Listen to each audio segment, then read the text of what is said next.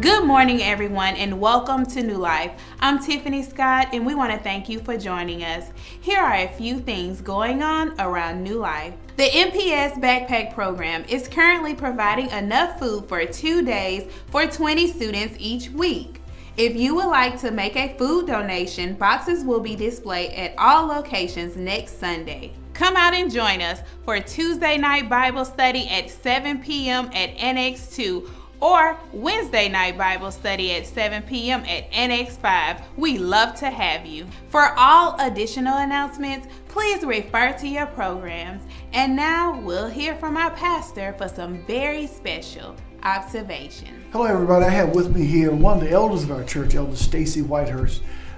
He has a story to tell and very quiet-natured, but I tell you what, he has a tremendous story, especially I think it's an appropriate time doing this Black History Month. How you doing, Elder? I'm doing great. God bless you. You know what? I'm excited about the book that was written about your dad called Closed Ranks. Tell me a little about what happened to your dad. December 2nd, 1975, my father was on his way home and a store had got robbed. And he was falsely accused of robbing the store, and police gave chase to him and shot him in the back. Wow.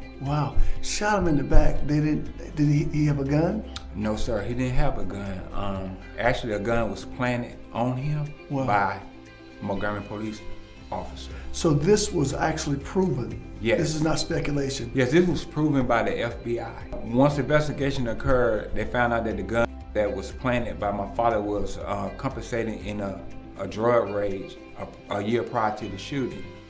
And they also they lied on the police report, because back then, you know, you could write down your police report, not type it. Right. And they wrote down that he was shot in the stomach. Oh, and wow. then we had to have a autopsy done because you know, when he was killed, they took his body to have it embalmed without our permission. Oh, wow. Yes. Wow. So you had to dig the body back up? Yes, we had to dig the body back up, Oh, and wow. then that's when the true evidence came about, because the true evidence was buried with him. But then somebody wrote a book called Closed Ranks, and his name is Foster Dixon. Yes. Now tell me about why he chose to write a story about it. When he looked into the story, because at the time before he looked into the story, he was saying that he had a lot of work. You know, he really didn't have time to really do it. But when he looked into the story, it became very interesting to him. And also, it just touched him and really moved him. You know, some good came out of that. A lot of officers have now been trained. Yes. And a lot of them follow that law, and they get a chance to think before something bad happens. That's really probably have saved a lot of lives.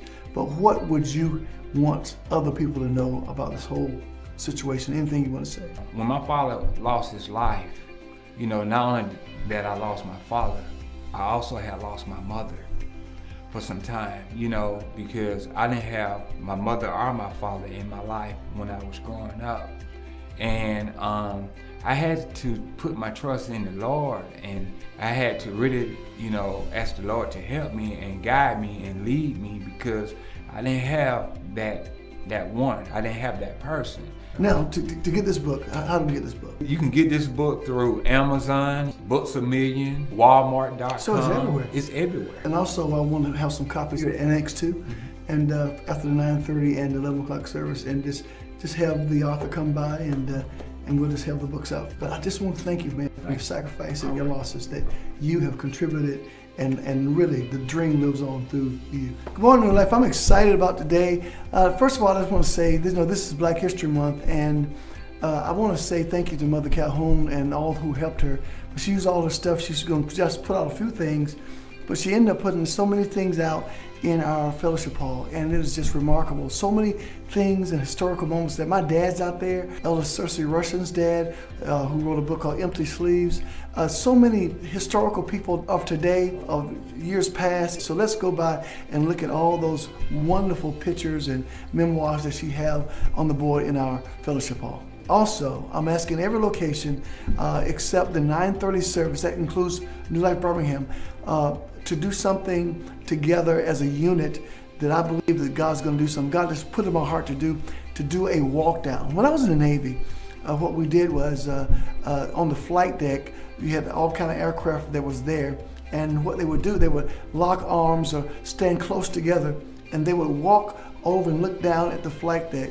Everybody's looking down over their area, and then looking down and just walking it to see if there was any debris or any shrapnel that was on the ground, because it could actually, when the engines are at full blast of an aircraft, that would blow sometimes into the intake of other engines or hurt somebody on the flight deck.